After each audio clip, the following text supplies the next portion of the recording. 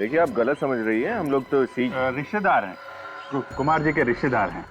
बाहर रहते हैं ना हम लोग, अमेरिका में। तो काफी सालों बाद यहाँ आए तो सोचा कुमार अंकल से मिल लें। मगर यहाँ तो सब कुछ बंद पड़ा है और कुमार अंकल फोन भी नहीं उठा रहे हैं। नंबर वंबर बदल गया क्या उनका? जमींदारों के यहाँ पर मेहमान बनकर तो बहुत लोग आते हैं, पर आप लोगों को इससे पहले यहाँ नहीं देखा है। वो हम लोग दूर के रिश्तेदार हैं। क्या है कि काफी सालों से यहाँ आए नहीं है तो आपने इसीलिए देखा नहीं होगा। आप पड़ोस में रहती हैं क्या? जी हाँ, मैं यहीं पे रहती हूँ। कुमार जी से तो घर जैसा नाता है। ये हवेली गुंडों का अड्डा ना बन जाए इसीलिए नजर रखती हूँ। गुंडों का अड्डा? क्यों, कुमार अंकल के यहाँ क्या कोई नहीं रहता क्या? यहाँ पे सब उल्टा पुल्टा हो गया है।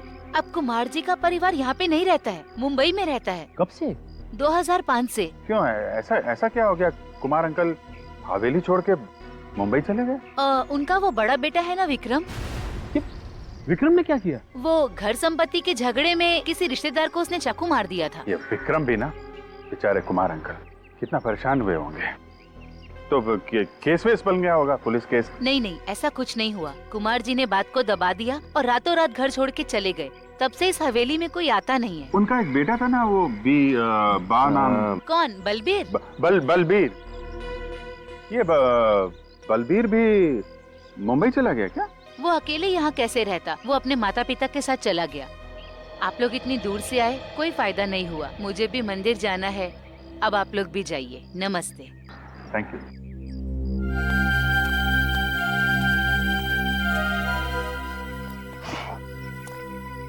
चलो, कम से कम ये तो पता चल गया कि मरते वक्त जिस आदमी ने चिट्ठी लिखी थी उसका नाम बलबीर था। सर नाम तो पता चल गया, लेकिन ये कैसे पता चलेगा कि उसे गोली किसने मारी? हो सकता है उसका राज इस वीरान हवेली में ही छुपा हो।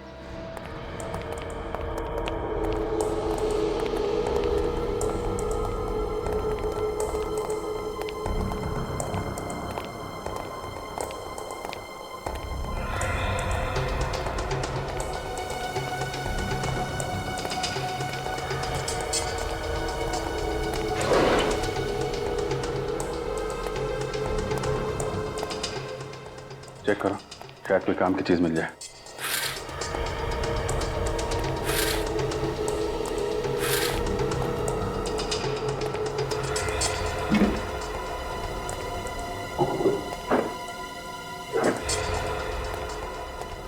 कुछ नहीं मिला सर।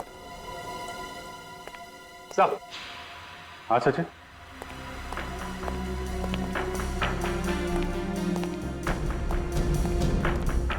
ये देखिए, बॉम्बे के कुछ नंबर, रियल स्टेट एजेंट्स। रातों रात हवेली छोड़ के भागे हैं तो मुंबई में घर तो चाहिए होगा ना? हाँ सर, तो ये लोग काफी अमीर लोग हैं। मतलब किराए के घर में तो नहीं रह रहे होंगे, कहीं ना कहीं फ्लैट खरीदा होगा या बंगलो खरीदा होगा। ये फ्लैट खरीदा या बंगलो, ये तो स्टेट एजेंट्स ही बताएंगे। विनी, ये जो बाहर औरत मिली थी ना, रजनी, उससे इस घर में रहने वालों के स्केच बनवा लो। यस सर, यह शराब इंडिया में सिर्फ 3 कंपनियां इंपोर्ट करती है और उनमें सबसे बड़ा इंपोर्टर मैं हूं। और इस पे जो 50 का मार्क क्या है? ब्राजील की कंपनी ने जब 50 साल पूरे किए तो उन्होंने एक स्पेशल कंसाइनमेंट तैयार की थी, limited edition. Limited edition? Yes sir, special edition. तो ये लिमिटेड एडिशन की शराब को इंपोर्ट करने का कॉन्ट्रैक्ट भी इन तीनों इंपोर्टर्स को मिला था? नो सर, सिर्फ मेरी कंपनी को ही मिला था। अक्टूबर 2007 का ये स्पेशल बैच था। अक्टूबर 2007 का लिमिटेड एडिशन। मुझे लगता है कि इस बलवीर का मर्डर उसी समय हुआ होगा।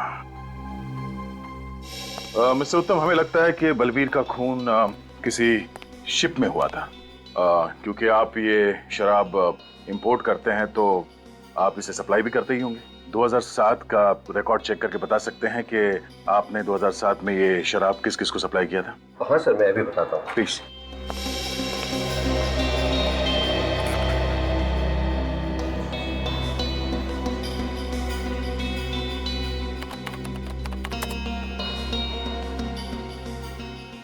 मिल गया सर। अक्टूबर 2007 में ये शराब दो क्रूज शिप पर सप्लाई की गई थी, एक जेडीयू और दूसरा डीएल क्रूज लाइन। जेडीयू पर यह कंसाइनमेंट समय पर नहीं पहुंचे सर, इसलिए कंसाइनमेंट लिए बगैर ही उससे रवाना हो गई। दूसरी शिप अक्टूबर 2007 में यह शराब डीएल क्रूज लाइन पर 60 बॉटल का कंसाइनमेंट गया था। Thank you Uttam ji, thanks a lot. My pleasure.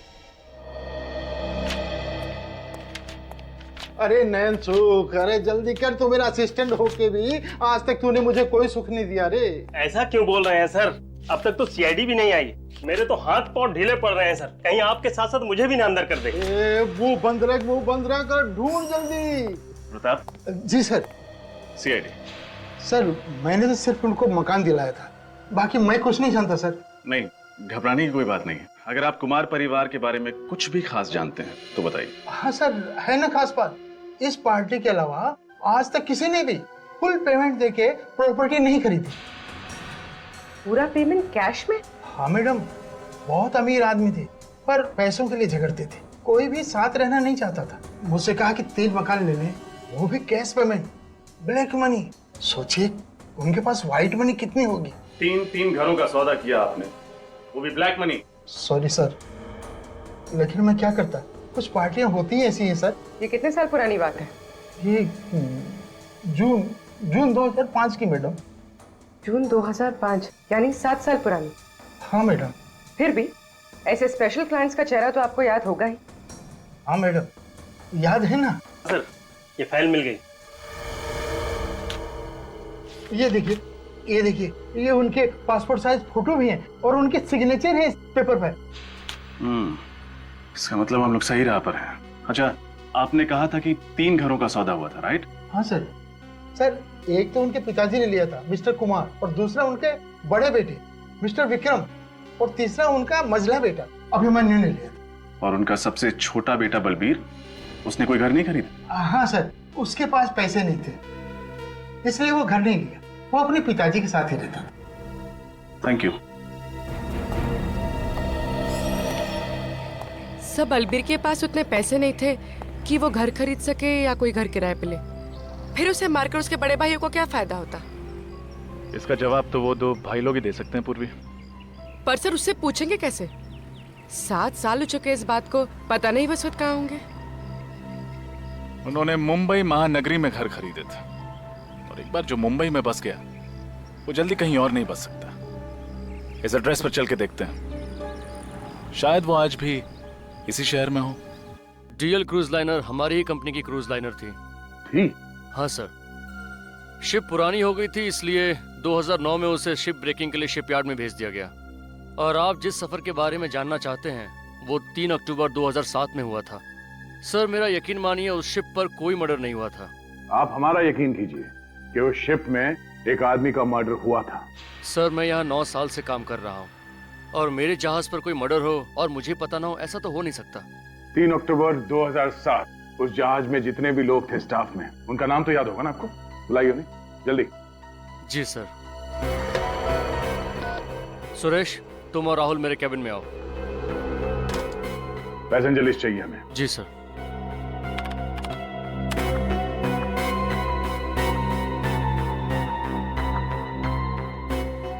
Balbir Kumar का नाम लिस्ट में है?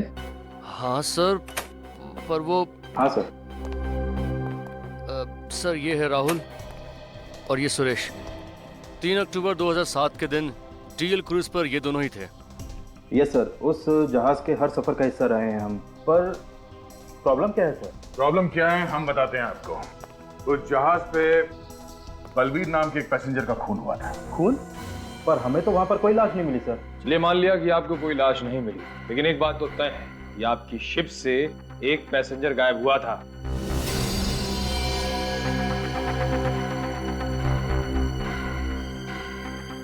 हाँ सर, एक पैसेंजर गायब तो हुआ था। तो तुम लोगों ने उसे ढूंढने की कोशिश नहीं की? हाँ? सर पूरा शिप छान मारा पर वो पैसेंजर हमें नहीं मिला। हमें लगा कि वो शायद गलती से समुद्र में गिर गया हो, और उसके फैमिली वालों ने भी उसके बारे में कोई इंक्वायरी नहीं की। तो पैसेंजर लिस्ट चेक करो। बलबीर का भाई या उसका कोई रिश्तेदार साथ में था क्या?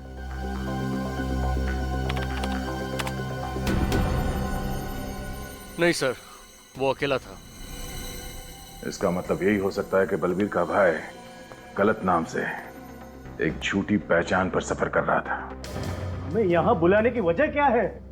आखिर चल क्या रहा है? बलबीर की मौत का आपको कैसे पता चला? और आप लोग इतने यकीन के साथ कैसे कह सकते हैं कि वो बलबीर ही था? आप लोगों को किसने बताया? इस चिट्ठी ने। बलबीर ने आपसे खुद कहा कि वो मर चुका है? जी हाँ। मगर कैसे? मैंने कहा ना इस चिट्ठी से। इसमें बलबीर ने अपनी मौत के बारे में खुद लिखा है जब वो 3 अक्टूबर 2007 डीएल इंडिया नाम के जहाज से सफर कर रहा था। बलबीर ने लिखा है कि मेरे भाई ने मुझ पर गोली चलाई, उसे सजा दिलवाना, मेरा विश्वास तोड़ा है। उसको मिलने के लिए मैं यहाँ बहुत दूर अपने शहर ज का मतलब है जंतवाड़ी, जंतवाड़ी, जहां से आपके परिवार के बारे में हमें पता चला। बलबीर मर चुका है 2007 में, हमें पता ही नहीं चला। तो जब उसकी मौत के बारे में हमें पता ही नहीं है तो हम कैसे मार सकते हैं उसे? अगर बलबीर ने ही तो लिखा है ना कि उसके भाई ने उस पर गोली चलाई, और उसके भाई कौन है? आप दोनों, मिस्टर विक्रम और अभिमन्यु। डाइंग डिक्लेरेशन, एक मरते हुए आदमी का आखिरी बयान, कानून में बहुत मायने रखता है। सर, उसने हमें क्यों दोषी ठहराया है जबकि 3 अक्टूबर 2007 को हम डीएल इंडिया नाम की शिप पे थे ही नहीं? सर, आप चाहे तो पैसेंजर की लिस्ट चेक कर सकते हैं। सितंबर 2007 के बाद हम बलबीर से मिले ही नहीं। और एक बात, इस बात की क्या गारंटी है कि ये चिट्ठी बलबीर ने ही लिखी है? सर, किसी ने हमारे साथ भद्दा मजाक किया है सर। मैं मानती हूँ कि इनकी बलबीर से ज्यादा बनती नहीं है, लेकिन इसका मतलब ये तो नहीं ना सर कि मेरे पति और देवर इस हद तक गिर सकते हैं। तो फिर इतने सालों तक आपने ये जानना जरूरी क्यों नहीं समझा कि बलबीर कहाँ है? भाई था आखिर वो इनका। सर, हमारा बलबीर से पैसों और जंतवाड़ी की हवेली को लेकर प्रॉब्लम चल रहा था, और इसी बात को लेकर वो हमसे नाराज था, और हमारे माँ बाप के देहांत के बाद तो हमसे कोई नाता रखना ही नहीं चाहता था। एक बात आप सब लोग ध्यान में रखना, जब तक हमारी तहकीकात पूरी नहीं होती, आप में से कोई भी ये शहर छोड़कर नहीं जाएगा, समझे? जा सकते हैं आप लोग।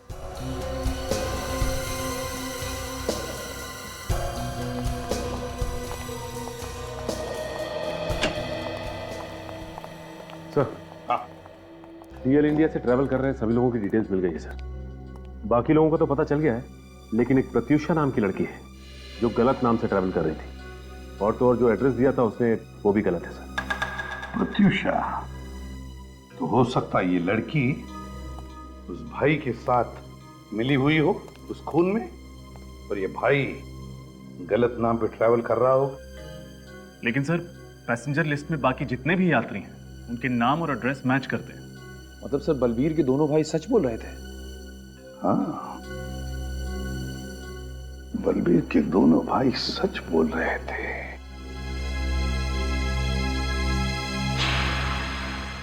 अच्छा, क्या हुआ सर? रजत, बलबीर के भाई विक्रम और अभिमन्यु ने हमसे कहा कि सितंबर 2007 के बाद उन्होंने बलबीर को देखा ही नहीं था, और बलबीर की मौत हुई अक्टूबर 2007 में। तो इसका मतलब है उस एक महीने में, मतलब सितंबर और अक्टूबर के बीच बलबीर जंतवाड़ी में ही था, जंतवाड़ी में। सर, लेकिन जंतवाड़ी के उस हवेली पर जो औरत थी उसका कहना था कि बलबीर वहां कभी आया ही नहीं, तो क्या वो औरत झूठ बोल रही है? हो सकता है बलबीर उस जंतवाड़ी की हवेली में रुका ही ना हो, जंतवाड़ी में ही किसी और जगह पे ठहरा। लेकिन सर, वो ऐसा क्यों करेगा? क्योंकि बलबीर जंतवाड़ी की वो हवेली अपने नाम पर करना चाहता था, और ये बात वो अपने भाइयों से छुपाना चाहता था। मगर सर, ये बलबीर जंतवाड़ी में रुका कहाँ होगा?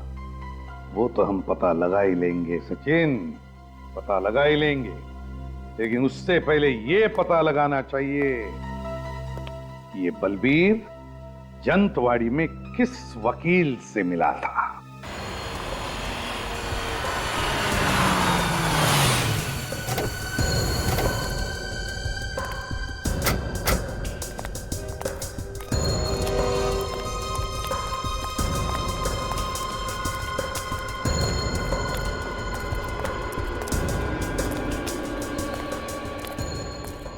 अरे अरे अरे, कहाँ जा रहे हैं साहब आप लोग?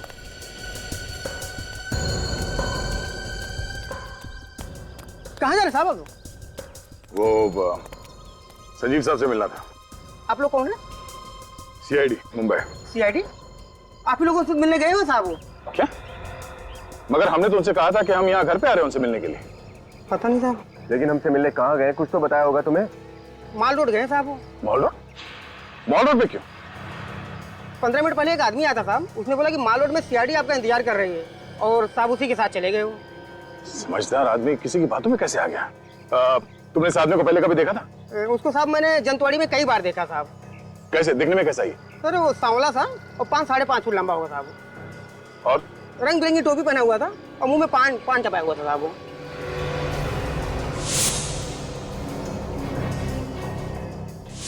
सर हम इस आदमी से पहले मिल चुके हैं, कहीं ये वही तो?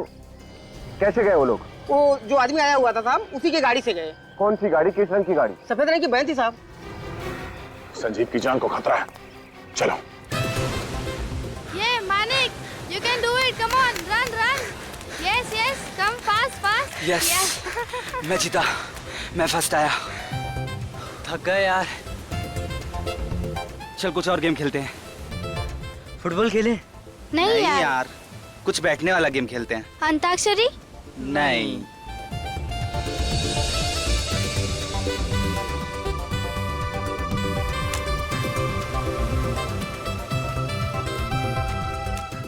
क्या है ये? क्या है? ट्रूथ एंड डेयर खेलेंगे। अच्छा आइडिया है। हाँ। Let's play. Ready guys? Ready. Manik गया। बोल मानिक, ट्रूथ या डेयर? डेयर। बोल क्या करना है? पक्का पलटेगा तो नहीं? नहीं पलटूंगा यार, बोल। जाके हम सब के लिए नारियल पानी लेके आ, वो भी अपने पैसों से। गया आज ये।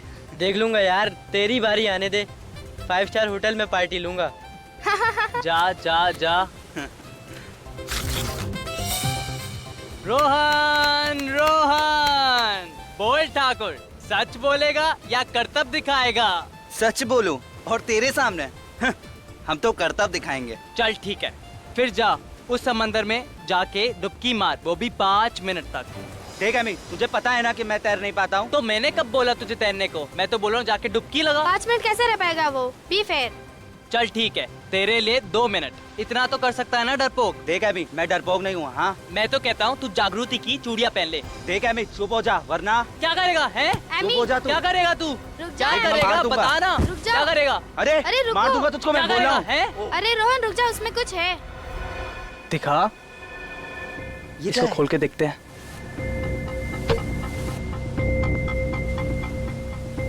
अरे रुक, ये क्लिप है ना, इससे निकाल।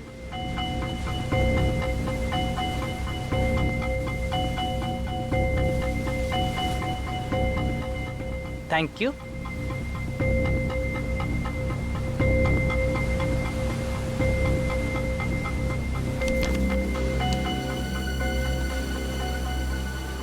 क्या लिखा है इसमें?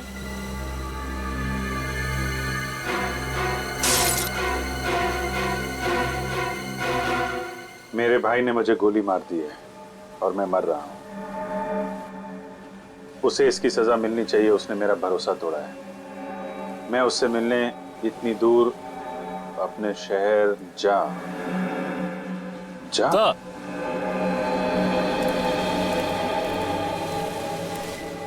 इस बॉटल में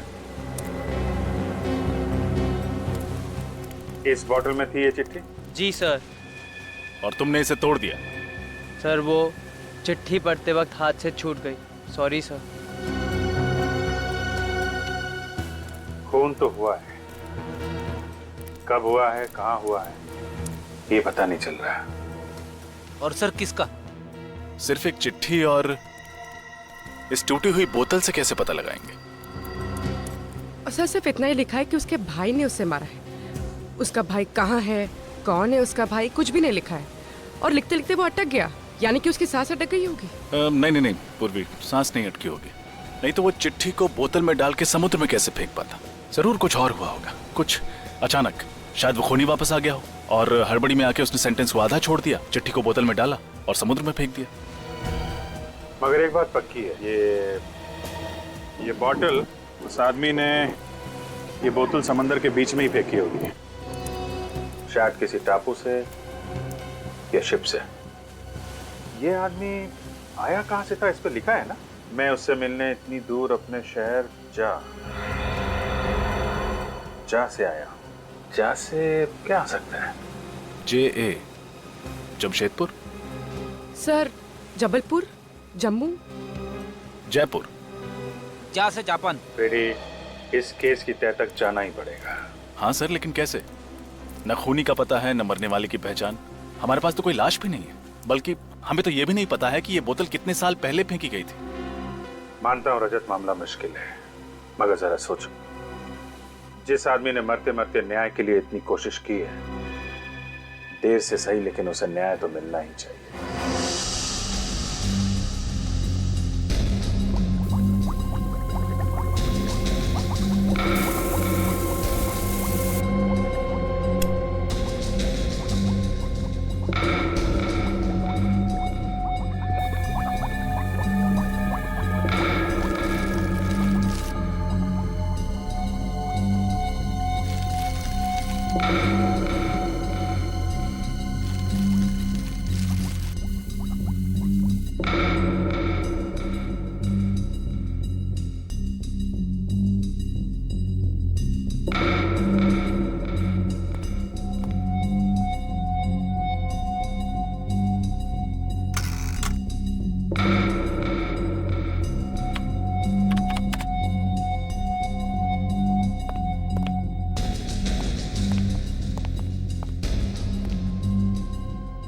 बहुत बिजी है, मुंडी ऊपर करने के लिए भी वक्त नहीं है। तो और क्या, मुझे 24 घंटे बिजी रखना तो तुम्हारा परम कर्तव्य है, और मानना पड़ेगा बॉस, तुम अपने कर्तव्य को बहुत जिम्मेदारी के साथ निभाते हो।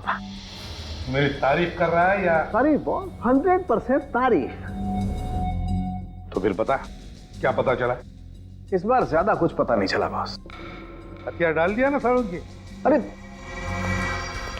बॉस क्या है, मैं इस बोतल को अच्छी तरह से चेक करके कुछ और पता लगाने की कोशिश कर रहा था बॉस, लेकिन साळुंखे, हमारे पास ये बोतल और वो चिट्ठी, सिर्फ 2 ही सुराग है, और फिर ये भी पता नहीं कि खून 1 साल पहले हुआ या 10 साल पहले, इसलिए रो मत। एक मिनट, रो नहीं रहा, 1 मिनट ठहरो जरा।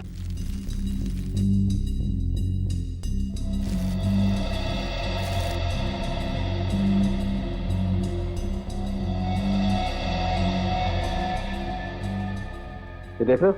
सर ये तो सफेद नमक की तरह लग रहा है। सर पता चल सकता है कि इसमें क्या था? ये बोतल एक शराब की बोतल थी, और उस चिट्ठी को इस बोतल में डालने से पहले इस बोतल को खाली किया गया था। शराब की बोतल? हाँ राजू, अल्कोहल टेस्ट एकदम पॉजिटिव है। अच्छा साळुंखे, तू बता सकता है इस बोतल में कितनी पुरानी शराब थी? इससे अंदाजा लगा सकते हैं कि ये चक्कर कितना पुराना है। नहीं बस, ये मुमकिन नहीं है। फिर रोने लगा तू? अरे रोने की बात नहीं है। तो फिर? दरअसल इस बोतल में जितनी भी शराब थी वो सब उड़ चुकी, और समंदर के खारे पानी में बहते बहते इसके सारे के सारे केमिकल कॉम्बिनेशन बदल चुके हैं। मतलब इस बोतल के बारे में अगर हमें और जानना है, जैसे कि ये कहाँ बनाई गई, इसका डिजाइन क्या था, तो हमें इसके सारे टूटे हुए टुकड़ों को जोड़ना पड़ेगा। हाँ, कोशिश करके देख सकते हैं, लेकिन अच्छा साळुंखे, इस बोतल के अंदर जो वो चिट्ठी मिली है जिस पर खून लगा हुआ, उस खून का डीएनए टेस्ट तो किया है ना तुमने? हाँ सर। तो फिर क्या पता चला? ये खून किसी आदमी का है जिसकी उम्र 30 से 40 साल के बीच की होगी। लेकिन साहब, इसके अलावा हमें और कोई खास बात नहीं पता चली जिससे इस आदमी की पहचान हो सके। अच्छा, और कुछ नहीं? नहीं, क्योंकि खून पूरी तरह से सूख चुका है, इसलिए ये पता लगाना बहुत मुश्किल है कि कितने साल पहले इस कागज पर लगा होगा। लेकिन ये कागज, इस कागज से तो कुछ पता चला होगा। हाँ, ये कोई साधारण कागज नहीं है। मैंने इस कागज के छोटे से टुकड़े पर एक खास केमिकल टेस्ट किया है। ये देखिए सर, ये हरे रंग के दाग दिख रहे हैं आपको? हाँ। ये क्लोरोफिल के दाग है जो हरे पत्तों पे पाए जाते हैं, प्लांट सेल्यूलोज। सर, ये कागज कोई मशीन में बना हुआ कागज नहीं है, इनफैक्ट हैंडमेड पेपर है जो सूखे फूल और पत्तों से बनाए गए। और एक बात सर, इस पेपर पर यहाँ पर मुझे कुछ एम्बॉस किया हुआ दिखा है।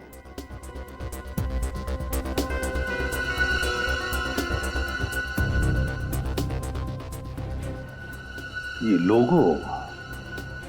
लोगो जरूर किसी कंपनी का लोगो है, शायद किसी शिपिंग कंपनी का। सर ये लोगो किसी भी कंपनी ने रजिस्टर्ड नहीं कराया है। सर ये लोगो आधा है आधा नहीं। हम पेंट करके इसको पूरा करने की कोशिश भी तो कर सकते हैं। हाँ, मगर ये भी तो पता चलना चाहिए ना रजत कि आधे हिस्से में क्या होगा या क्या था। काम करते हैं, निखिल जरा आईना लेकर आओ जल्दी।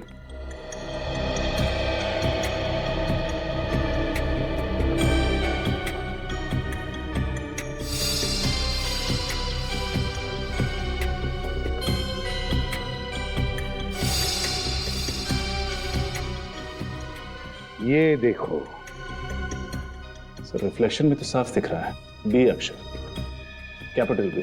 इसका मतलब है ये पेपर खास तौर पर किसी के लिए बनाया गया था। ये हैंडमेड पेपर, जिसके लिए भी ये पेपर बना है उसका नाम शायद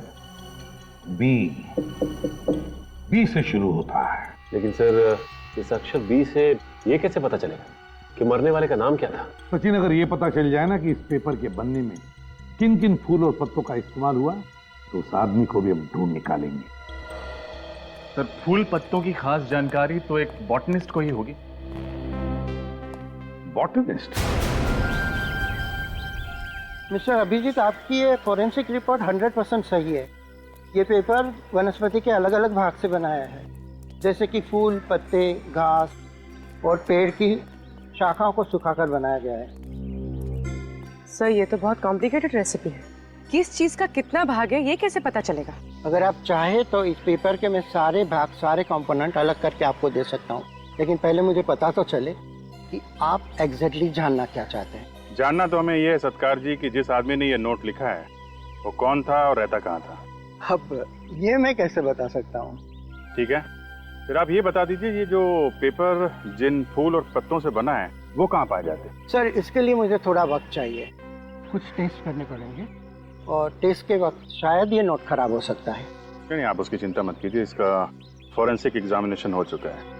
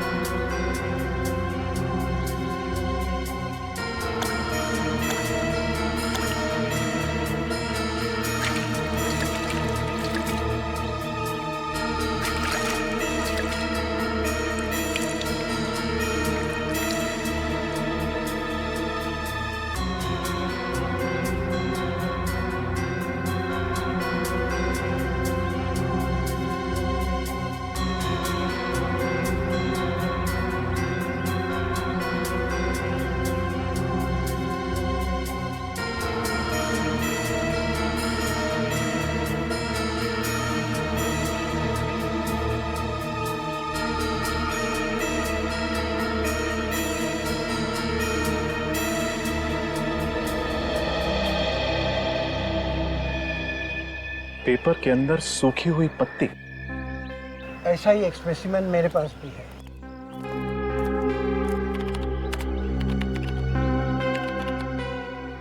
ये देखिए।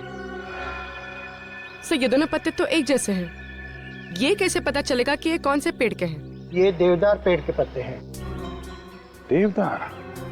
ये देवदार तो मैदानी इलाकों में पाए नहीं जाते हैं, पहाड़ी इलाकों में मिलते हैं ना, ये हिल स्टेशन पे।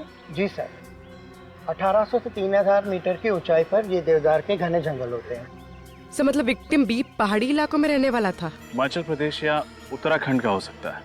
विक्टिम बी ने लिखा है कि वो ऐसी जगह रहता था जिसका नाम जे से शुरू होता है। सत्कार साहब आपका लैपटॉप यूज कर सकते हैं? जी बिल्कुल। अब देखो सर्च करो, कोई जगह ऐसी है कि जो जे से शुरू होती है?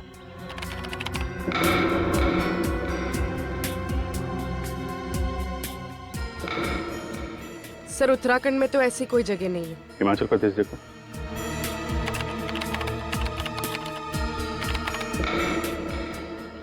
सर ये देखिए जंतवाड़ी, और ऐसी कोई जगह नहीं है जो JA से शुरू होती है। गुड। चलो कम से कम ये तो पता चल गया कि विक्टिम भी हिमाचल प्रदेश का है, शायद जंतवाड़ी का। किसका खून हुआ साहब जी? कोई हमारी जंतवाड़ी का था क्या? हाँ, हमें शक है कि वो आदमी जंतवाड़ी का ही रहने वाला था। तो साहब इतने सालों में हमारे कस्बे में तो ऐसा कुछ हुआ नहीं सर कभी। शायद वो आदमी पहले यहाँ पे रहता था, बाद में किसी और शहर में बस गया हो। अच्छा साहब, अब हम आपकी मदद कैसे करें बताइए। ये कागज देखकर। ये कागज? अब इसे देख के हम आपको क्या बताएं साहब? देखो, हमें ये पता करना है कि जंतवाड़ी में ऐसी कोई मिल है क्या जहाँ पे ऐसे हैंडमेड पेपर्स बनाए जाते हैं? नहीं साहब, ऐसा तो कोई मिल नहीं है इधर। अच्छा, ये फूल और देवदार के पत्तों को सुखा के कागज बनाया जाता था ना, वो यहाँ पे कहीं बनता है क्या? कोई ऐसा आदमी हो जो बनाता हो? अब भी नहीं है, मगर पहले था। पहले था? हाँ साहब जी, कुछ साल पहले देवदार के पेड़ों को काटने पर पाबंदी लगाई गई थी, मगर उससे पहले देवदार के पत्तों से ऐसे कागज एक वर्कशॉप में बनते थे। कौन चलाता था ये वर्कशॉप? मुंगेरी लाल, माल रोड से नीचे जाके बाईं ओर। पर अब वो उस जगह पर एक प्रिंटिंग प्रेस चलाता है। मुंगेरी लाल। आप ये पेपर देखिए, ये आपके हैंडीक्राफ्ट वर्कशॉप में बनाया गया? हाँ, ये कागज मैंने बनाया था। मेरा मतलब पूरा राइटिंग पैड मैंने बनाया था। किसके लिए बनाया था ये? जमींदार साहब के लिए, कुमार जी, उनका ही ऑर्डर था। उन्होंने खासतौर से कहा था कि उनके परिवार के हर सदस्य के नाम पे लेटर पैड बनाया जाए और सबके नाम के पहला अक्षर लेटर पैड पे छापा जाए। अच्छा, उनके परिवार में किसका नाम है जो B से शुरू होता है? नहीं साहब, नहीं जानता। हवेली कहाँ है उनकी? साहब, आप माल रोड से आए ना, पीछे जो टेकरी है ना, उसी पर हवेली है। Thank you.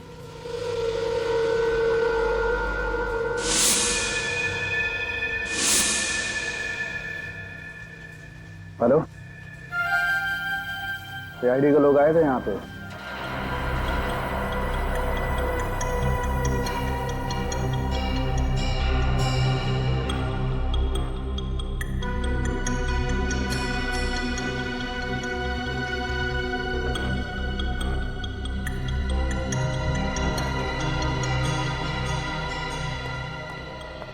हाँ राजा, बोतल बन गई? यस सर, हो गया। Wonderful, very good. सर, ये बॉटल की एक तरफ किसी कंपनी का लोगो छपा हुआ है। हाँ, ये क्या? और बॉटल की दूसरी तरफ 50 एम्बॉस्ड है।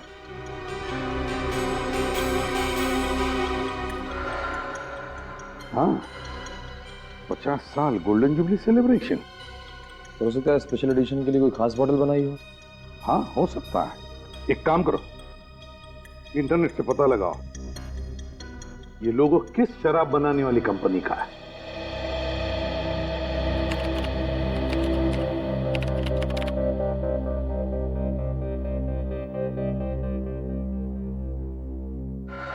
सर, ये ब्राजील की कोई कंपनी। और शराब भी ब्राजील की ही है। लेकिन ये बोतल और उसके अंदर की चिट्ठी मिली हिंदुस्तान में, और मौत हुई किसी हिंदुस्तानी की। पता लगाना पड़ेगा ये कौन सी हिंदुस्तानी कंपनी है जो ब्राजील की इस कंपनी से शराब आयात करती है, इंपोर्ट करती है।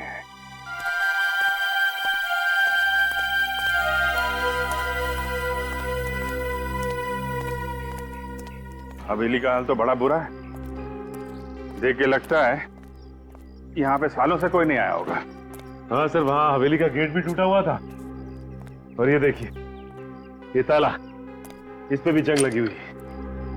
सर, कोई बेवकूफ ही होगा जो इतनी करोड़ों की प्रॉपर्टी को सड़ने के लिए छोड़ रखा है, वरना रेंट पे दे देता, बेच देता, इसको होटल बना देता। क्या कर रहे हो? अच्छे घर के लगते हो। कुमार जी के बंगले में कैसे आए? किसको पूछकर फाटक लांग कर गए हो? देखिए, नहीं,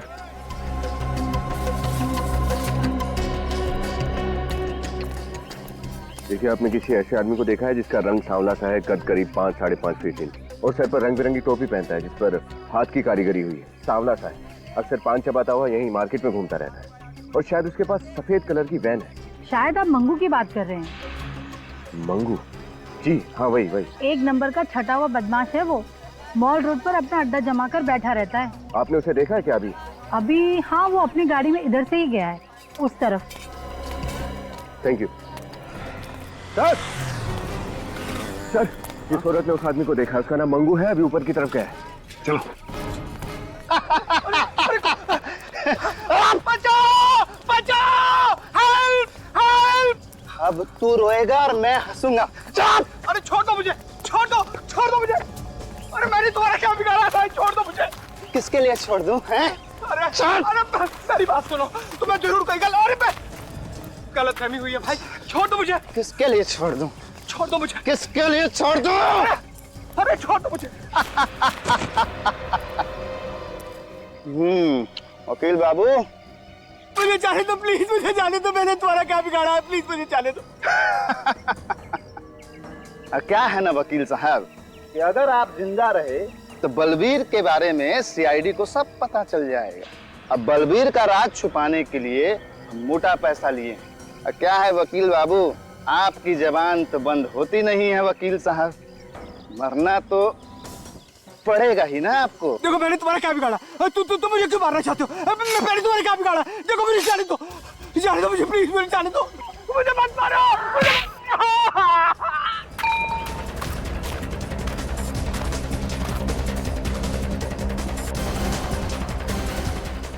आजा।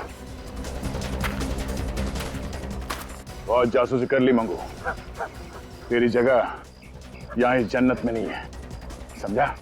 तेरी जगह कहीं और है।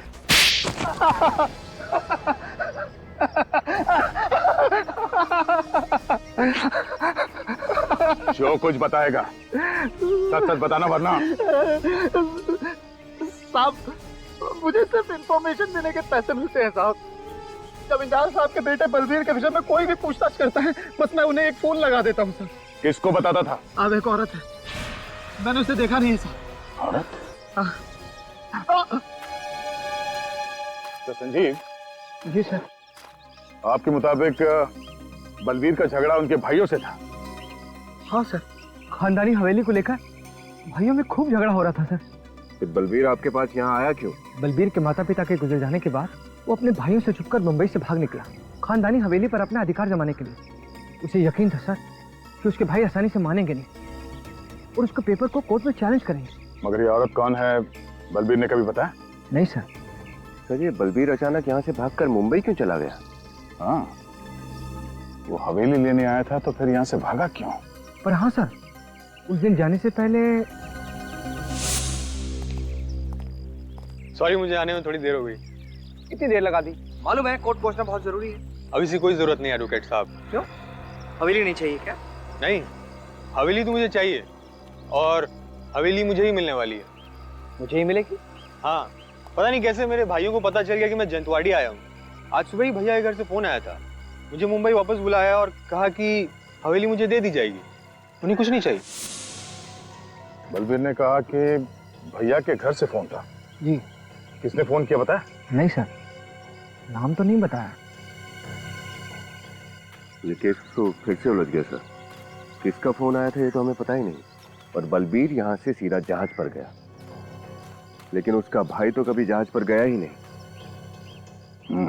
बलबीर ने चिट्ठी में यही लिखा था कि उसके भाई ने उस पर गोली चलाई। ये कैसे हो सकता है?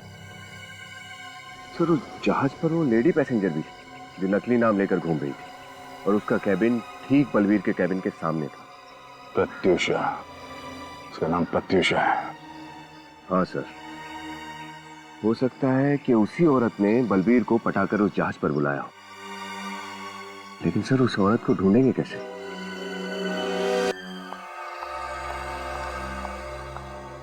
जी कहिए। हेलो मैडम, मैं डीएल क्रूज का मैनेजर हूँ। सॉरी इतनी रात को आपको डिस्टर्ब कर रहा हूँ। ओके। मैं एक जरूरी खबर लाया हूँ। खबर? कैसी खबर? हमारी शिप डीएल क्रूज पर मिस प्रत्युषा ने 3 अक्टूबर 2007 को ट्रैवल किया था एग्जीक्यूटिव क्लास में। उन्हें लकी ड्रॉ में एक फ्री गिफ्ट कूपन मिली है हमारी नई क्रूज पर यूरोप के लिए। तो क्या मैं मिस प्रत्यूषा को पर्सनली ये फ्री गिफ्ट कूपन दे सकता हूँ? प्रत्यूषा? कौन प्रत्यूषा? देखिए, हमारे घर में इस नाम की कोई औरत नहीं रहती है। आप शायद गलत एड्रेस पे आए हैं। मिस प्रत्यूषा, 91 पॉकेट ए, सतारा कॉलोनी, 7 बंगलोज, अंधेरी वेस्ट, मुंबई। बिल्कुल सही एड्रेस पे आए हैं सर। पर आपने सुना नहीं, यहाँ पर कोई प्रत्यूषा नहीं रहती है। और ये कैसी शिपिंग कंपनी है कि अपने मैनेजर को रात में किसी के घर भेजती है फ्री गिफ्ट कूपन देने के लिए? चलिए निकलिए यहाँ से। माया, देखिए, आप लोगों को कुछ गलतफहमी हो रही है। एड्रेस सही है, लेकिन 3 अक्टूबर 2007 को हमारे घर से डीएल क्रूज पे कोई गया ही नहीं था।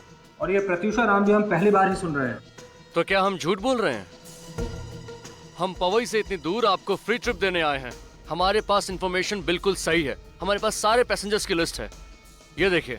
अरे आप लोग तो हाथ धोकर हमारे पीछे पड़ गए। हमने कहा ना, इस नाम की कोई लेडी हमारे घर में नहीं है और हमें कोई गिफ्ट नहीं चाहिए। प्लीज चले जाइए यहाँ से। अब आप लोग यहाँ से जा रहे हैं या मैं पुलिस को बुलाऊं? ये पुलिस को बुलाने की धमकी किसे दे रहे हैं आप? पुलिस को तो अब हम बुलाएंगे। क्या? जालसाजी आप लोगों ने की है। झूठे नाम और दस्तावेज जमा करके आप लोगों ने कानून तोड़ा है। क्या? हमने कानून तोड़ा है? हमने झूठे दस्तावेज जमा किए थे? कैसे साबित करोगे तुम? क्या सबूत है तुम्हारे पास? फोटोग्राफ्स हैं। कौन से फोटो? वही जो शिप पर गालानाइक पर लिए गए थे। शिप के कैप्टन ने अपने यादगार के तौर पर हर एक पैसेंजर के साथ फोटो खिंचवाई थी। अरे बंद करो ये बकवास। ना ही मैंने यहाँ का एड्रेस दिया था और ना ही शिप पर कोई ऐसा गाला नाइट हुआ था और ना ही मैंने सिर्फ कोई फोटोग्राफ खींचा था। तो कहाँ से दिखाएंगे फोटोग्राफ? हाँ,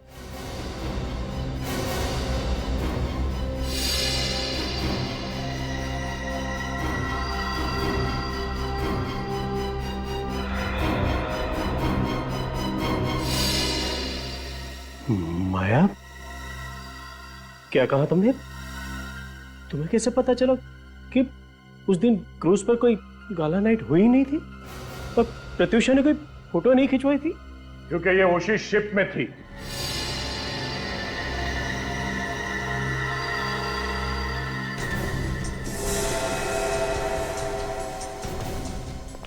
राइट माया? या प्रत्यूषा को? हाँ? क्यों मारा बलबीर को?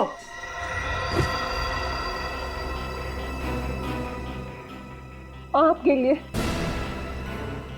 अपने बच्चों के लिए।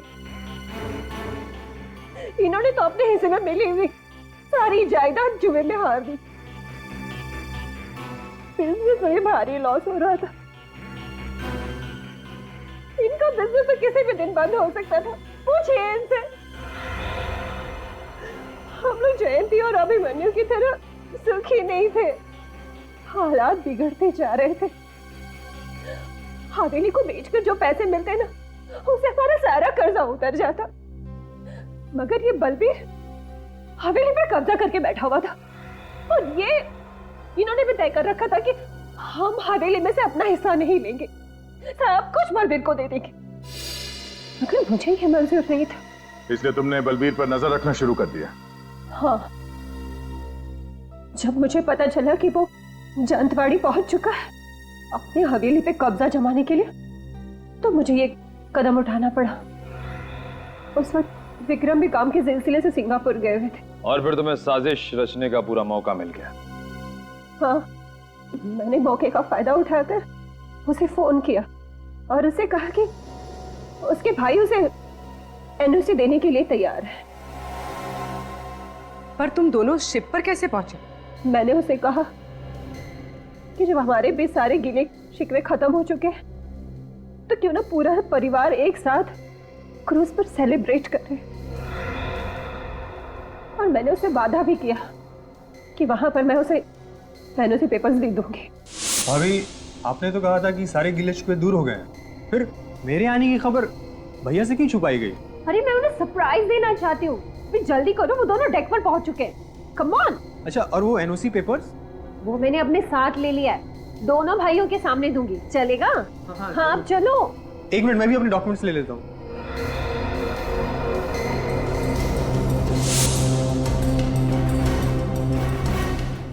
अरे ये आप क्या करी भाभी? बलबीर बेवकूफ तो था नहीं। उसे पता था कि सिर्फ विक्रम के एनओसी से कुछ नहीं होगा, इसलिए मैंने अभिमन्यु भैया का भी नाम जोड़ दिया।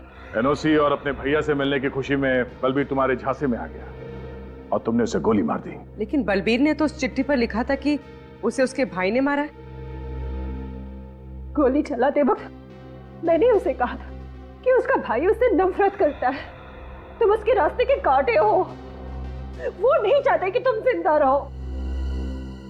ये सोचो कि ये गोली मैंने ही तुम्हारा भाई चला रहा है। और ये सुन के बलबीर टूट गया, सदमा बर्दाश्त नहीं कर पाया और चिट्ठी में ये लिख दिया कि उसके भाई ने उसे गोली मारी है। बलबीर को मरे तो 5 साल हो गए, अब तक तुमने हवेली अपने नाम क्यों नहीं कराई? वो सब इनकी वजह से। कितनी बार कहा है इनसे कि भूल जाओ बलबीर को। अगर वो हवेली में इंटरेस्टेड होता तो सब कुछ छोड़ छाड़ कर नहीं जाता, पर ये है कि नहीं, वो एक दिन जरूर वापस आ जाएगा, जरूर वापस आ जाएगा। पर विक्रम को मालूम नहीं था कि बलबीर कभी वापस आने वाला नहीं था, क्योंकि तुमने उसे मार दिया। भाभी मां समान होती है और तुमने उस रिश्ते को बदनाम किया है और इस घर को भी तोड़ दिया। You are under arrest Mrs Maya.